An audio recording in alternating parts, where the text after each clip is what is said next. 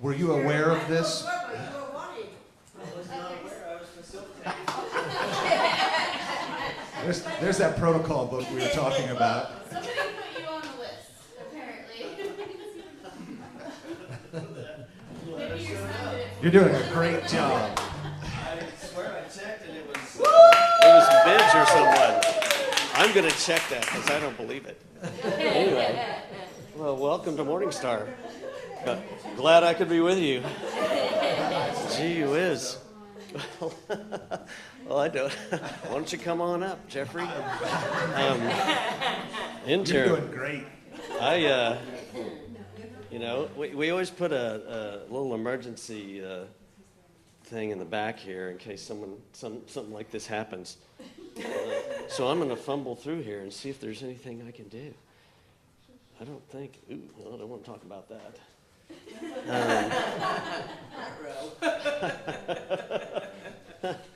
I promise you, I was not supposed to be up here. Hey, well, this is old. Our 5 practices. I think we don't prescribe to those anymore, so I shouldn't read that. This is really old stuff in here. I'm just going to remain up here and be entertaining. How about that? Yeah, I think all the good stuff has been used up. Here it is. Let's see. Backup, opening, reflection. Let's pick one of these. Let's see. Well, I don't like that one either. One of yours good so far. Yeah, you're digging that? Let's see. Here we go. Well, this will be okay. It's one of the the Stoic stuff that I like to read. So the ancient world was very different from ours, obviously. They had different technology, different customs, different gods, different lifespans, and yet they were also tantalizingly similar to us. Just as the people in the distant past must have seemed tantalizingly similar to them. Marcus Aurelius observed that even the bygone days of Vespasian or Trajan, people did the exact same things that they were doing in his time. Marrying, raising children, getting sick, dying, waging war, throwing parties, doing business, farming, flattering, boasting, distrusting, plotting, hoping others will die, complaining about their own lives, falling in love, putting away money, seeking high office and power. What's remarkable is how people are doing the exact same thing in the modern world, too. We can add many things to Marcus's list. Things you did today, people did 1,000 years ago. Marcus Aurelius did 2,000 years ago. Others did even 5,000 years ago. They decided to take the scenic route. They talked baby talk to their dog. They arrived late. They stayed up late, reading or talking. They were short with their children sometimes. They gossiped about mutual friend. They fretted about their parents. They got caught up in a project and forgot to eat lunch. They caught a vain look in the mirror. They pinched fat on their belly. They got in an argument. They got a song stuck in their head. This is what we do. This is what it is to be human. Some of it good, some of it better to resist. But it's the rhythm of life, the bleeding of eras into one another. No change, just repetition. Just foolishness and greatness all side by side. So the next time you feel exasperated, annoyed, joyful, or curious, remember, countless generations before you felt exactly the same way. We are all participants in this ancient, eternal, human dance. Different eras, same steps. There it is. Now it's used up. So, if you would, please join me in repeating our vision statement on the front of the songbook. Now, while you're pulling out your songbooks, let's say hi to all the Zoomers. I don't know how many are on. Peace. Okay, our vision statement. Our Sunday gathering is designed to provide a weekly encouragement to individually manifest our highest good and purpose in our lives. Inner direction is the key. We reinforce positive directions for our lives and the infinite potential within us. We seek connections to create an open atmosphere of acceptance of all backgrounds, races, and lifestyles. We come together in a spirit of inclusiveness, embracing all spiritual paths, honoring God in an atmosphere of unconditional love. And our sing-along this morning is... Imagine on page in the eyes. In the eyes. Yes. Yeah. Say 20, 23. All 23? right. Thank you, Alan. And then we'll do our meet and greet after that. And I'll get myself together.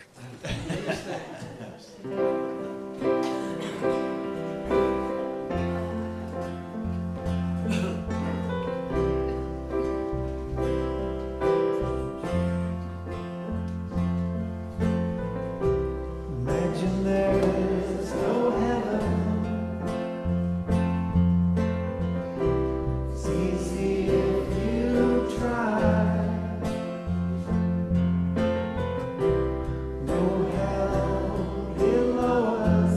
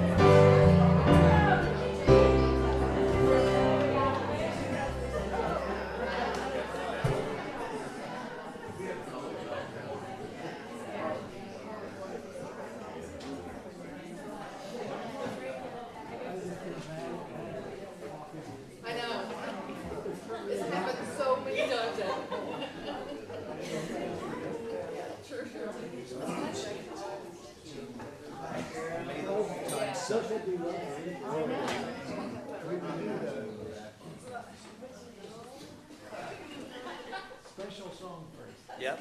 Thank you. All right, everybody. Hey, y'all got back in your seats like pretty quick. All right, the band's going to play a special song, and then we're going to go into our chant, and I'll come back up and announce that.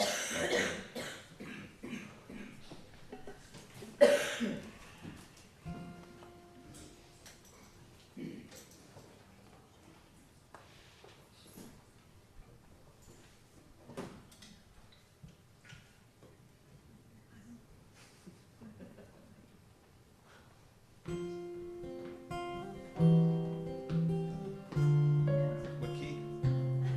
Are we in the right key?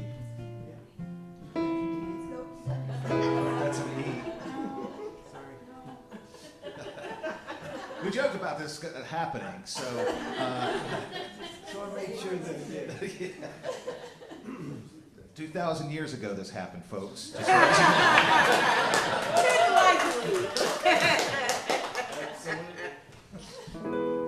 But you lose your head back there. right. Thank goodness for that. I wouldn't have lasted long.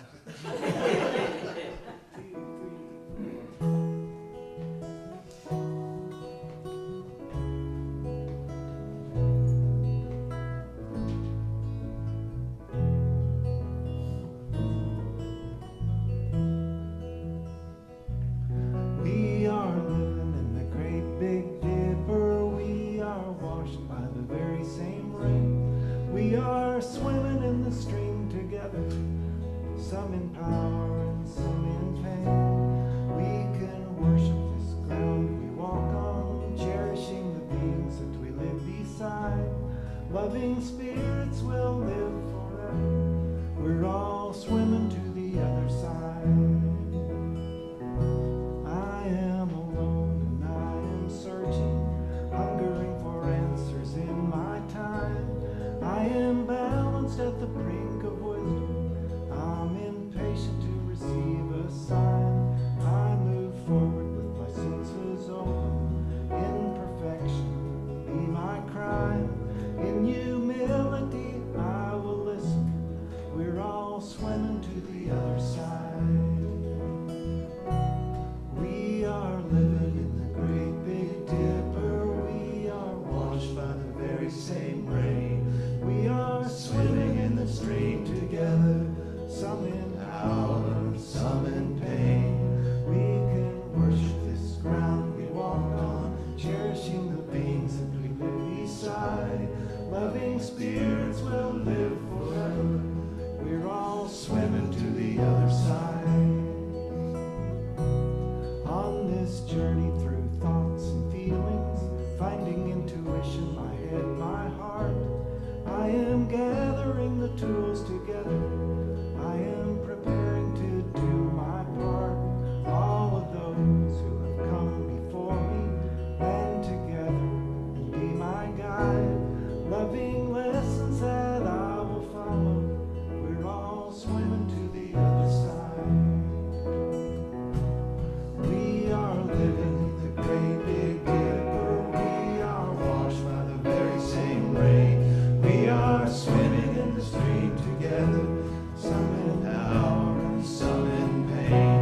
We can worship this ground we walk on, cherishing the beings that we live beside.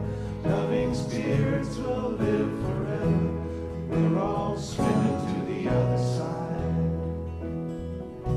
And when we get there, we'll discover all of the gifts we've been given to share have been with us since life's beginning, and we never knew that they were there. We can balance on the brink of wisdom, never recognizing we've arrived.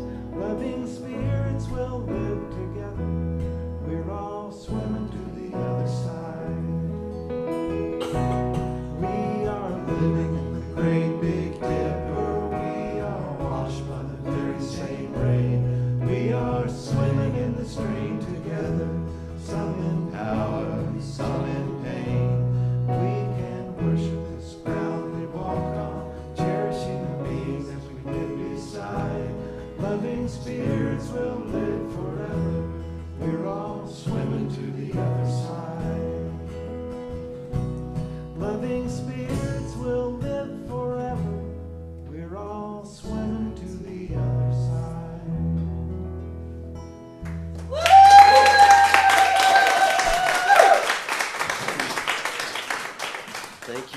Jeffrey, Darrell, Ken. Man, some powerful songs today. Really meaningful. So our chat this morning is on page 60. And what was the chat again? Made a long time. Made a long time son. Thank you. Page 60. And then, so everyone just kind of sink back in your seats, relax. We'll dim the lights. And then Cecilia will come up and do the meditation after the chant.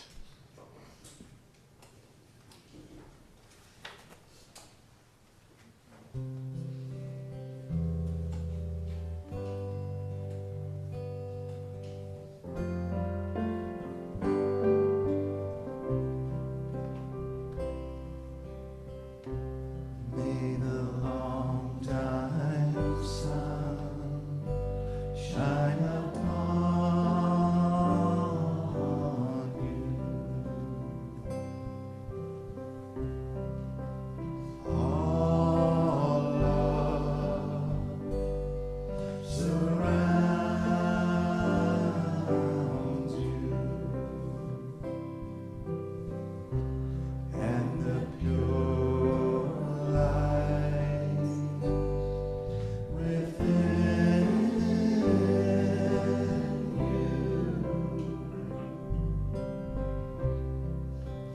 guide your way on.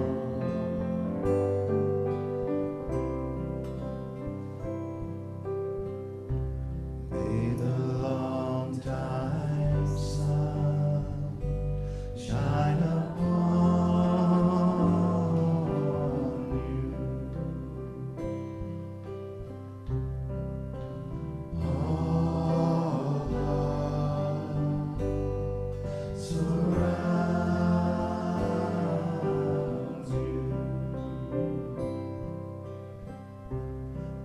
the pure light within you guide your way on.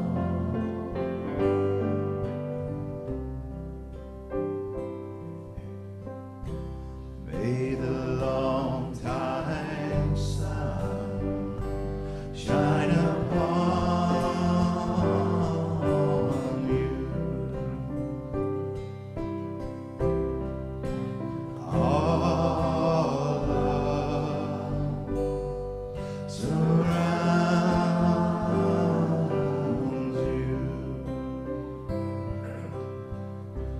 and the pure light within you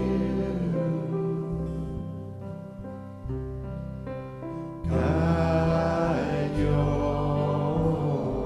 way on.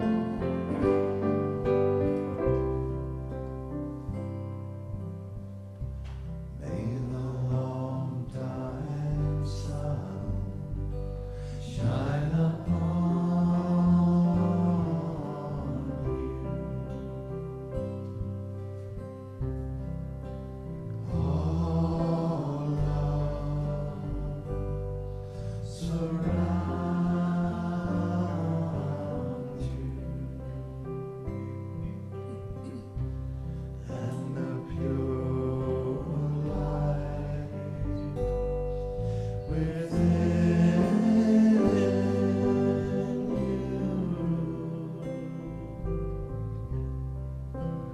guide your way on.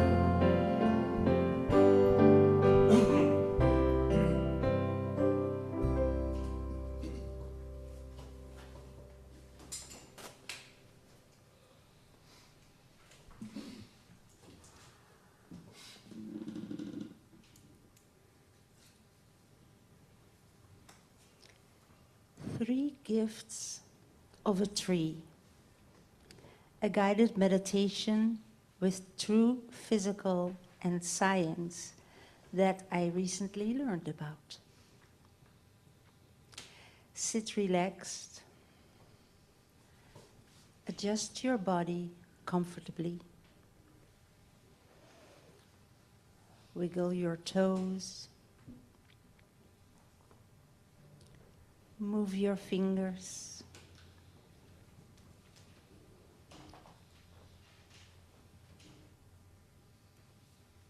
And breathe out. Now put your hands against each other in front of your chest. Rub them together. Feel their touch. Maybe you feel a tingling sensation, some warmth. Now relax your hands on your lap and observe your breathing. Close your eyes or lower your gaze and enjoy just sitting there.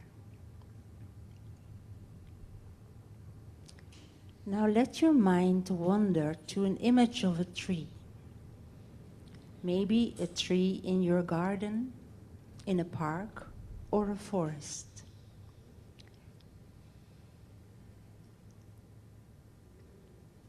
The tree invites you to touch it.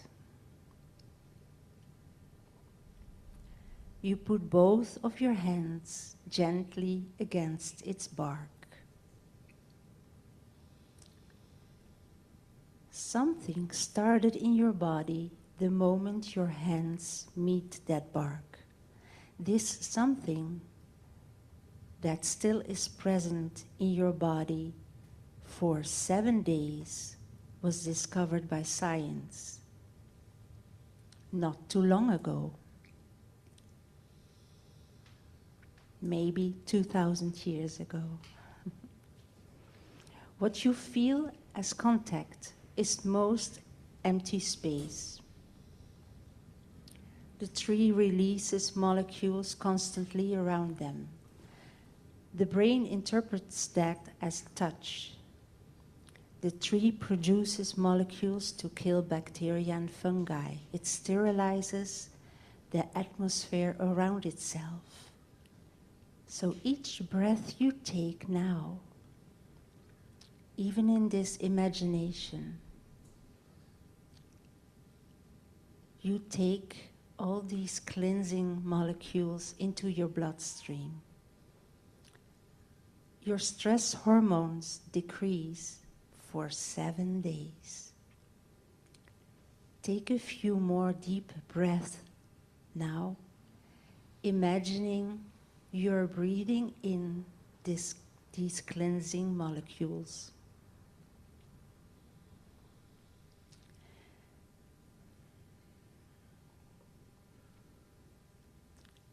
The tree also supplies you with an electron transfer. With your touch, the charge flows from the earth into the tree, into your body. Your blood cells flow more spread apart instead of clumping because of this flowing transfer.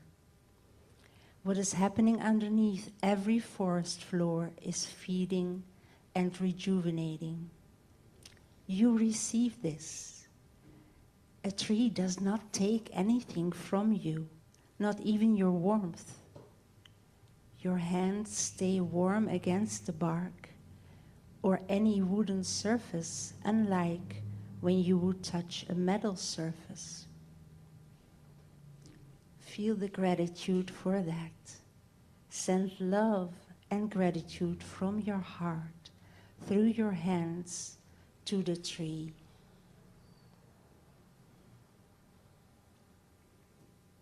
And the third gift of a tree, while you touch it, is the transfer of electromagnetic energy from the sun. You are breathing out what the tree is breathing in. This helps the tree transferring light into its growth. And a tree does not age. It gets more powerful the older it gets. And this power is transferred to you when you touch it. Take a few more deep breaths.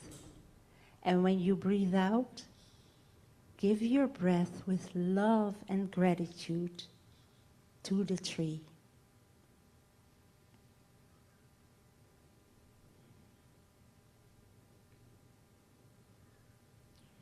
You have been thinking about this tree as if it was standing alone, rooted in one place, and it is not. You are part of the same cycle the tree is in. And that is for over 2,000 years already so. And when you are ready, you let go of your tree, say thanks, and come back here in our togetherness.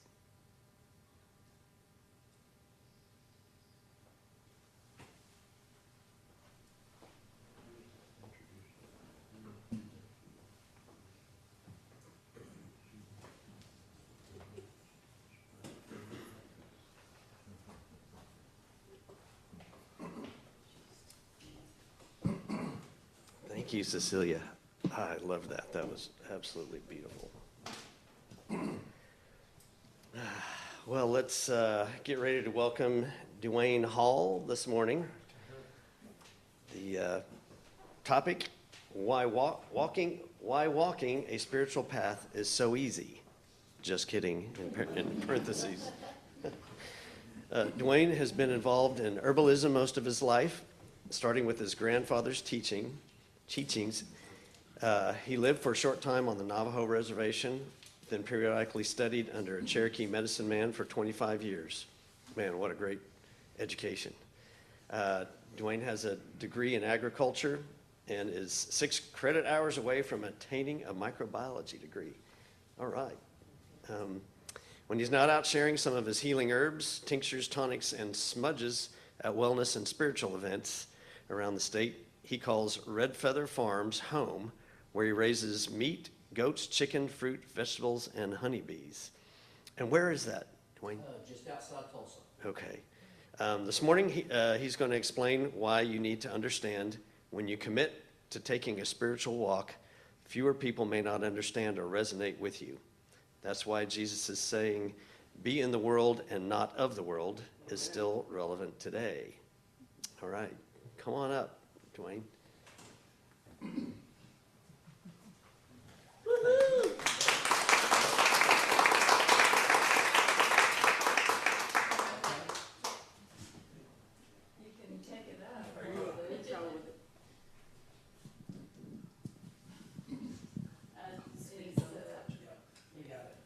Okay. You guys will have to bear with me and you be on me, okay? I'm not used to having a mic that I have to hold. And because as Jackson, my buddy, knows, I'm very animated when I talk, right? If you were to tie my hands, my mouth would be silent. Okay? So I'm gonna try to do this and kind of get some things across. I appreciate you guys inviting me here today, and I'm honored. And my heart is blessed seeing how everyone is responding to each other and the love that's in the room. Today, it's got to be a me society, and we don't look at other people and think about how important they are. There's a book I read a long time ago by, I believe it was Norman Vincent Peale, I believe it was, called The Rag Picker. Has anyone ever read that book? And it was a whole story about picking rags and making something out of them. And the underlying part of that story was seeing worth in other things. And once we start to see the worth in other things, we start to see the worth in each other. But our society has got to where it's an use it, throw it away, and we don't see that. And that has gone over to how we treat other people. And as we start this spiritual walk, as we're walking down that path, when we talked about the subject and I've come up, she goes, I could hear your hesitation in your voice, right? And I figured, that'll get some people's attention, okay? Because any of you that have walked this path for any period of time, you know it's not always the easy path. But it is so worth it. So worth it. Because at my point, I do not know how I could live with that void in my life of not having that connection. Because once you've drinking from that cup, the thirst is always there. And so in doing that, I look at what makes this path hard to walk. Okay? Do any of you know another book named Mary Summer Rain? Have anybody read any Mary Summer Rain's book? Well, she wrote about a native lady that was blind, and her name was No Eyes because she was blind. She lived by herself. She was an herbalist. She picked the herbs. She did everything, all this stuff, because she saw energetically and felt the energies, and that's how she moved about. That's how she could tell the difference in the plants, and she did everything. Well, one of the statements that was made, that No Eyes made, that was very profound to me, was with the knowing comes the alone. Have you ever felt that way? Wow. That you feel alone sometime walking this path? And that's why groups like this today are so good, because we all need each other. And sometimes when we feel alone, that we're walking that path all by ourselves and no one else understands, that we need to lean on each other to be able to help make it through that next level that's there. And so, you know, my little thing too is the further up the flagpole, the more your rear's exposed. Okay? And that's true. You know, you have a little bit more of a target on you. You see, because, you know, we have light forces, we have dark forces. You know, people say, oh, so-and-so's happened. I said, well, you know what? When things come like that, wear that as a badge of honor, because you're doing something good, and maybe the dark side don't like that. And they're just trying to slow you down. And this is what I found. The hardest part of us walking this path is us. It's us. We don't believe in ourselves. We don't believe that we can be connected like that.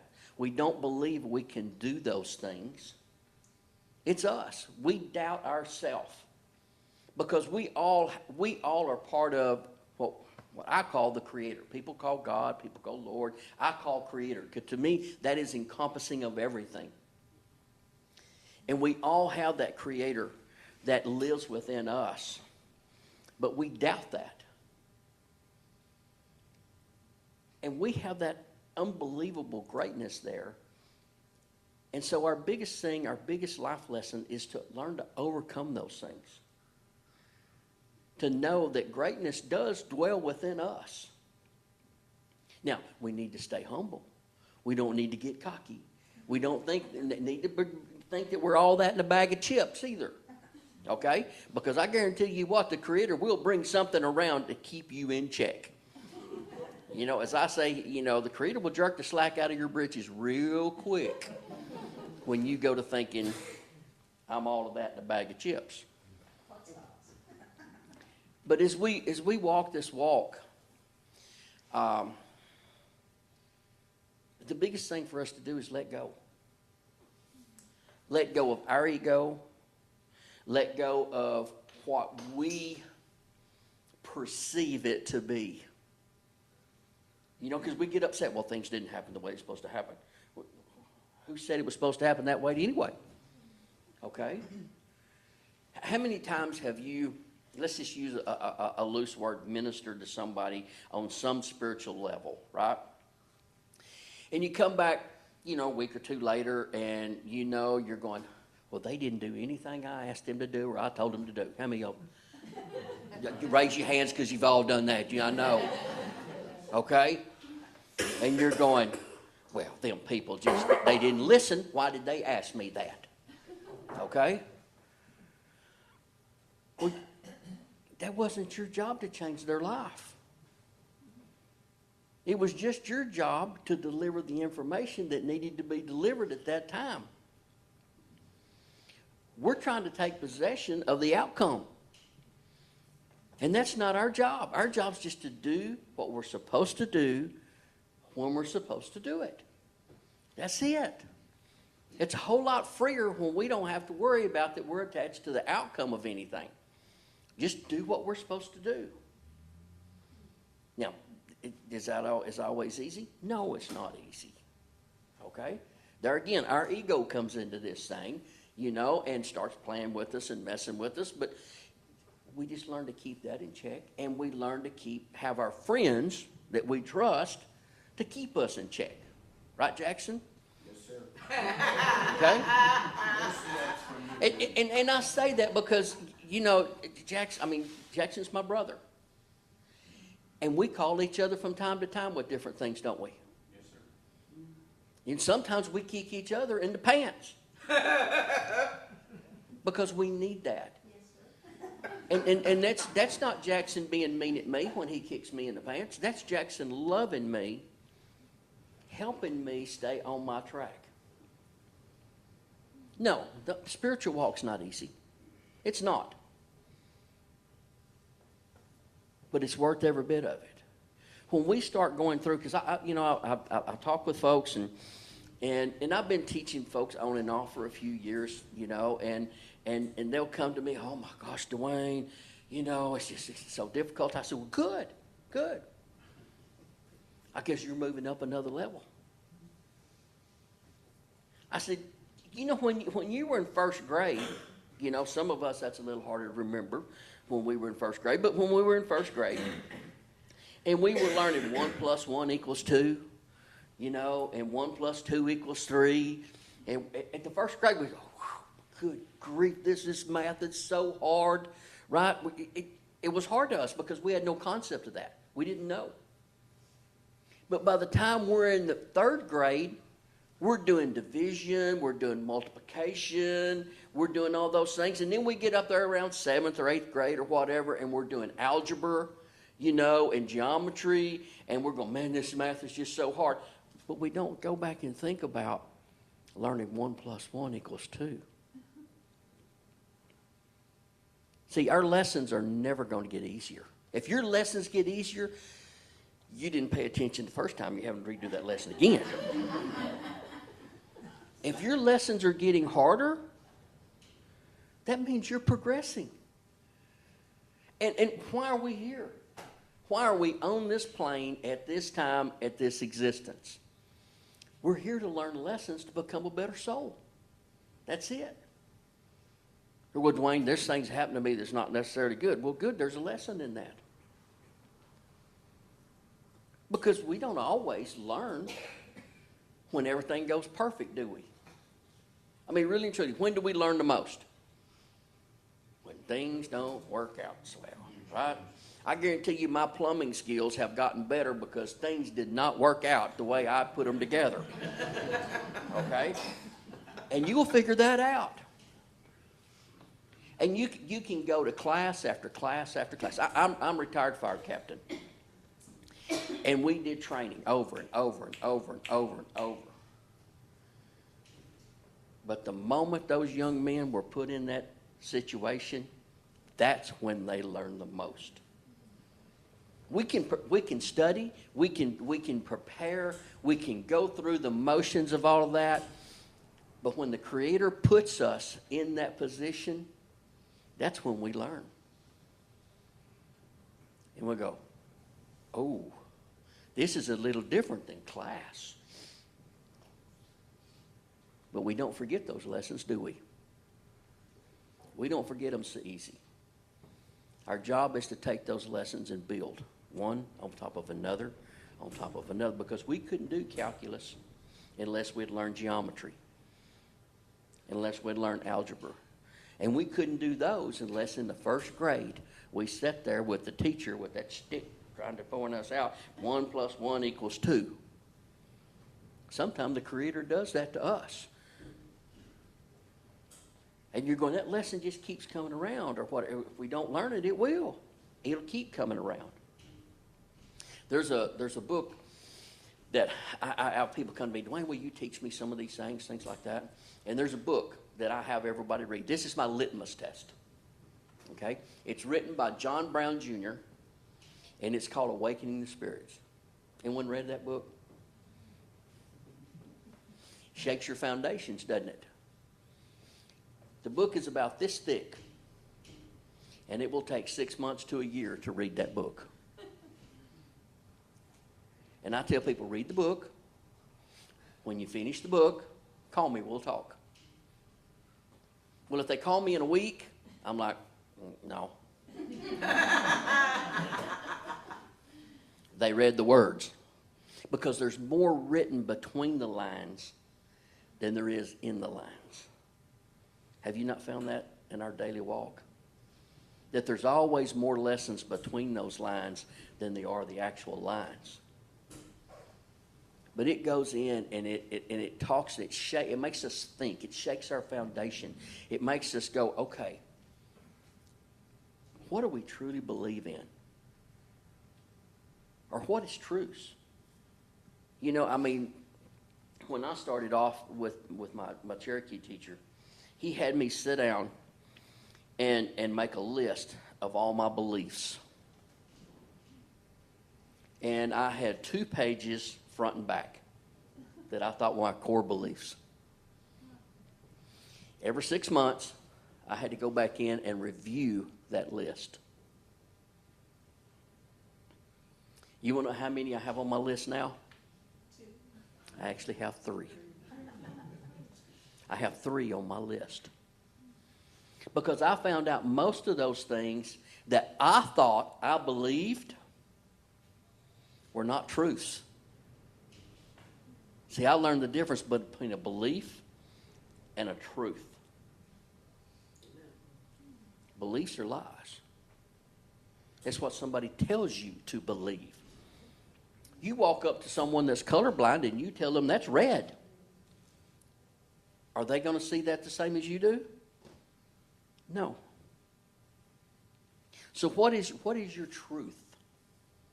Your truth and my truth may not be the same. But I need to honor your truth. Because if I do not honor your truth to you, how can I honor my truth to me? We are a sum of our experiences. That's what makes us what we are. The things that we have experienced. And once I have experienced it, I know it's my truth. But I need to be able to, for other people to have their truths and me to accept those truths and not judge people by my rules. And we're guilty of that all the time. I mean, I have to keep myself in check on that. That's part of my walk. That's part of all of our walks, is doing that. Not judging other people by my rules. And not saying, well, that's wrong. It may be wrong. It may be wrong for me. It may not be wrong for them. Okay? So what makes that walk so easy?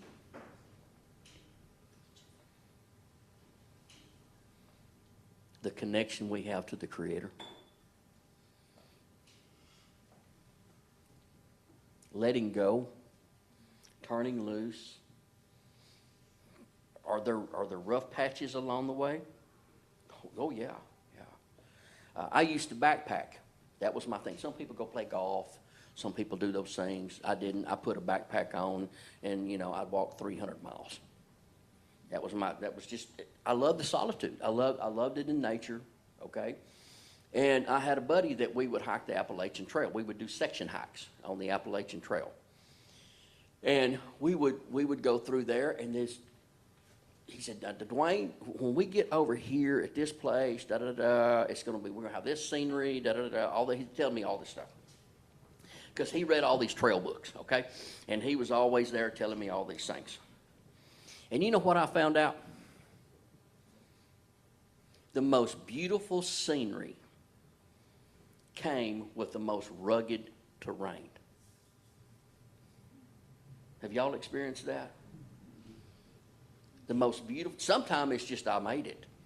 Okay, that's what made it beautiful. I lived through this, you know. But that's what I found. The most beautiful scenery has the most rugged terrain to get to. And usually, you're the only one sitting on that vista. You know why you're the only one sitting on that vista? Because most people are not willing to do what it takes to get there. I was taught this a long time ago. I do today what others will not. So tomorrow I can have what others want. And I was taught that when I owned a financial planning company, and I thought it was all about this. Until I finally figured out it's not about this, it's about this. People want that inner peace. They want that joy. They want that connectiveness. But they just won't do what they need to do to get there. And that's okay. It's their journey. It's their path. Okay? Do I feel sorry for them? Yes, I do. I do. I pray for them that they will find the strength to do that because I know the joy that it brings me. Just like today. I'm coming and getting to visit with you guys. If I hadn't been walking this path, I would have never got to the point to be able to come here and experience what I'm experiencing. If you guys hadn't got up this morning and said, okay, I'm going to go, you could have sat at home, right? These folks that's on Zoom, they should have said, well, I'm just going to watch some YouTubes, rather than taking the time to log in to do this. So look at that when you're walking your path. I do today what others will not.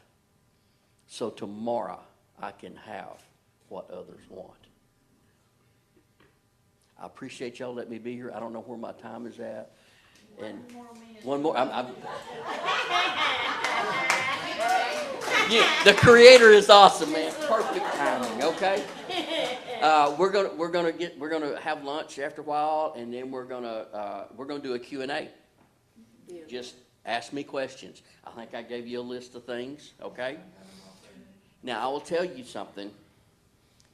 Pay attention when you ask me. Okay. Because in 15 minutes I may not know what I told you. Because if that message is coming through for you, I'm just the mouthpiece delivering it. Okay, that's it. I'm just a conduit. That's all I am. And I should have had you do this today. We could have had some fun with it when you asked about my name tag. And I'll kind of shut this up. Because people ask me all the time, well, Dewayne, what are you? Are you an herbalist? Are you a spiritualist? Are you this? Are you that? You know what I am? I am. I am. Anything you put after that puts you in a box. I am whatever the Creator needs me to be at the moment. So I appreciate y'all giving me the honor to get up and visit with you today and talk with you. Okay? In Cherokee, we do not have a word for Bible because that is terminal.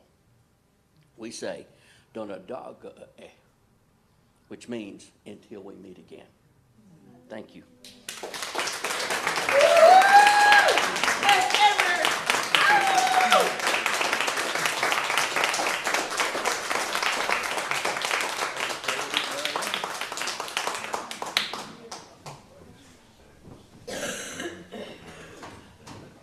What a message, Dewayne. Thank you so much. Yeah, all those things we need to remind ourselves of on the path. On the path. Okay, well, now it's time to give back to Morning Star. If you found something in today's service that touched you, struck you, etc., please feel free to give back. We'll pass the baskets shortly while the band plays. And also remember, you can give back in other ways, such as signing up for setup and takedown and things like that. So, the offering prayer. Recognizing God as the source of my supply, I joyously give of God's abundance, which is blessed and multiplied through me, and so it is.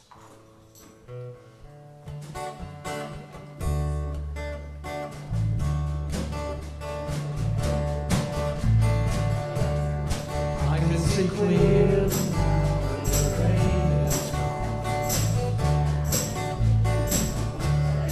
I can see all obstacles in my way.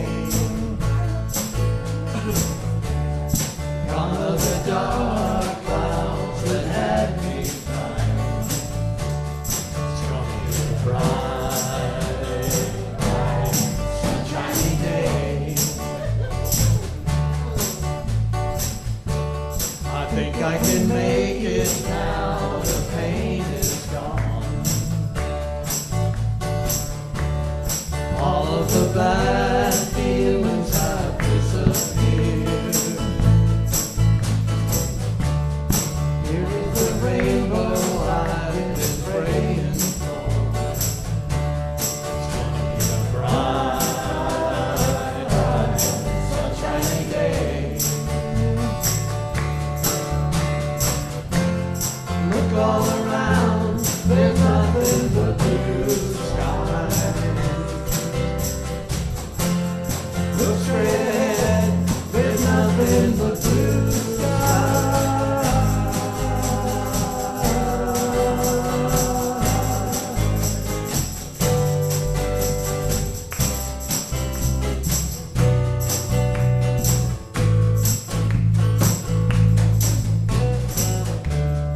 I can see clearly now the rain is gone. I can see all obstacles in my way. Gone are the dark clouds that had me blind. It's gonna be a bright, bright, sunshiny day. It's gonna be a bright, bright, sunshiny day. It's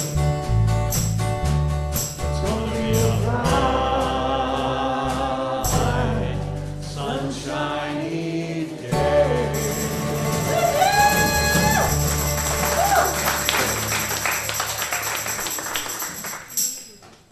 Thank you, Jeffrey, Daryl, and Ken again, the Morning Star Awesome Band. We're the Awesome Morning Star Band. Okay, some quick announcements, and I'll talk about next week's speaker. Are there any announcements? Amy?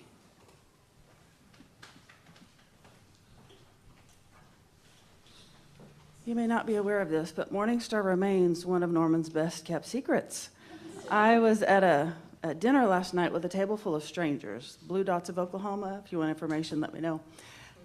All people from Norman, and they began to talk about religion and the trauma, and I said, oh, by the way, have you heard of Morning Star?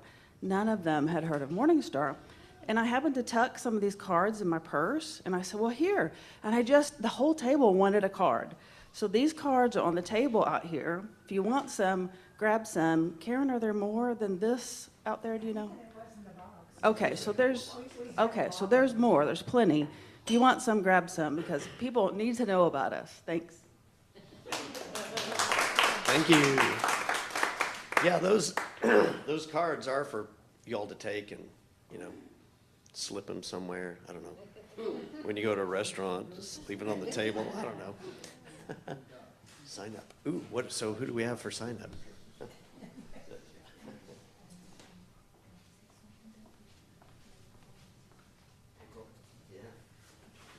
So yeah, we need volunteers for setup and takedown for April. So we can get it doesn't say April on there, but we'll scratch through one and put April. So sign up. It's easy. In fact, I'm writing instructions on setup and takedown. That's why I came here. That's why I was sitting at the back. Okay, anything else? Any other announcements? Oh, and there's a sign-up notebook out there. If you need a name tag, Helen can make you one. So write your name on that notebook, and you'll have one in the next week or so. Well, just everybody's invited to, After- Dwayne is blessing us with Yeah, his yeah. talents and gifts, and you can ask him anything. He's not afraid of any questions. You can tell him, all right? He also has a wonderful farm. Go watch all the wonderful things he does with his goats and his bees and, you know, all that kind of stuff. But he also does herbs and healing, tinctures and things like that. And you go to a spirit fair, you can't get close to this table. They are surrounding him. So join us, and we have bits of things to snack and ask questions with Dwayne. And so just after. Yeah, and actually, this is on the bio. Some questions to think about, to perhaps ask or contemplate. How can plants help heal our bodies? What are spiritual causes of disease? Are plants really needed? What is the 3-step approach to healing? What are we and why are we here? What are some of life's important lessons? What are spiritual truths, and are they the same for everyone?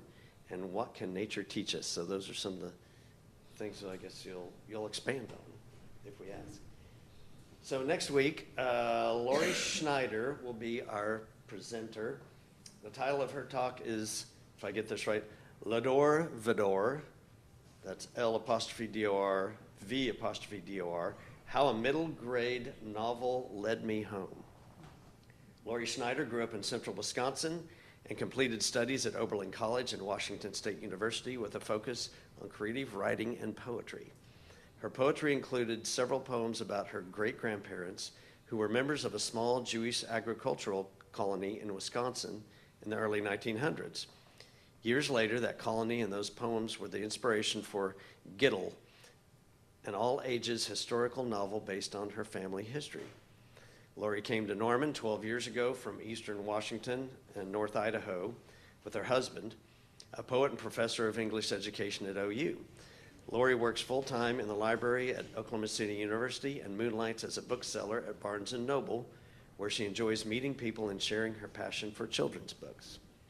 Walking and photography are her main forms of spiritual practice, along with learning Hebrew prayers and sharing her journey with groups like Morning Star. Lori will be talking at Morning Star about a little-known piece of Jewish American history, her experience growing up as one of the only Jewish families in small-town Wisconsin, how she came to write Giddle, and how her writing and publishing journey led her to recover and claim her history as a second-generation Jewish American. So come back next Sunday for that. Okay, thank yous to set up and take down to Tech. Michelle, thank you. And everyone else that participates. And me for waking up. And so, if you would, join me for the prayer for protection on the back of the songbook, and we will circle up for the peace song. Prayer for protection. The light of God surrounds us. The love of God enfolds us. The power of God protects us. The presence of God watches over us. Wherever we are, God is, and all is well, and so it is. And until we meet again.